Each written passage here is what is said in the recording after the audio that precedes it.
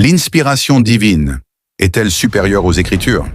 Une polémique traverse aujourd'hui plusieurs assemblées. Certains affirment que l'inspiration actuelle du Saint-Esprit serait plus élevée que les Écritures écrites.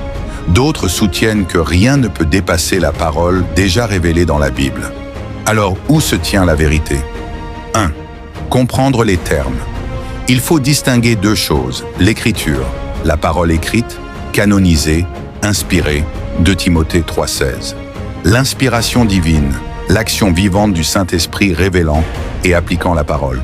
La confusion naît lorsque l'on oppose les deux. Mais peut-on réellement opposer ce qui vient du même esprit? 2. La Bible est la mesure absolue. Galates 1,8 déclare « Quand un ange du ciel annoncerait un autre évangile, qu'il soit anathème. » Même un ange, même une manifestation surnaturelle, ne peut contredire l'Écriture.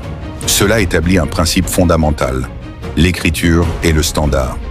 William Branham enseignait clairement que toute révélation doit être en parfaite harmonie avec la Bible. Il disait que Dieu ne peut jamais contredire sa propre parole. Donc si une inspiration prétend aller au-delà ou corriger l'Écriture, ce n'est plus le Saint-Esprit. 3. Mais attention à l'autre extrême. Certains réduisent tout à la lettre écrite.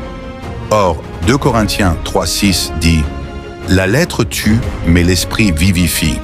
Cela ne signifie pas que la Bible est inférieure. Cela signifie que la parole sans révélation vivante devient théorique. La Bible est parfaite, mais elle doit être révélée par le même esprit qui l'a inspirée. Sans l'esprit, les pharisiens avertent les Écritures, mais ils ont rejeté Christ, la parole vivante. 4. L'équilibre biblique. Voici la vérité équilibrée. L'inspiration divine ne peut être supérieure aux Écritures. Elle ne peut pas les corriger ni les compléter, mais elle est nécessaire pour les comprendre et les vivre. L'Esprit n'ajoute pas une nouvelle parole. Il éclaire la parole déjà donnée. Jean 16,13. Il ne parlera pas de lui-même, mais il vous annoncera les choses à venir. Le Saint-Esprit révèle ce qui est déjà dans le plan de Dieu. 5. L'erreur dangereuse. Lorsque quelqu'un affirme « Dieu m'a révélé quelque chose qui dépasse la Bible », alors 2 possibilités existent. Soit c'est une mauvaise compréhension, soit ce n'est pas le Saint-Esprit, car Dieu n'est pas instable. Il ne se contredit pas. La révélation authentique ne dépasse pas l'Écriture. Elle l'accomplit. Conclusion. Qui est au-dessus? La parole écrite est l'autorité finale.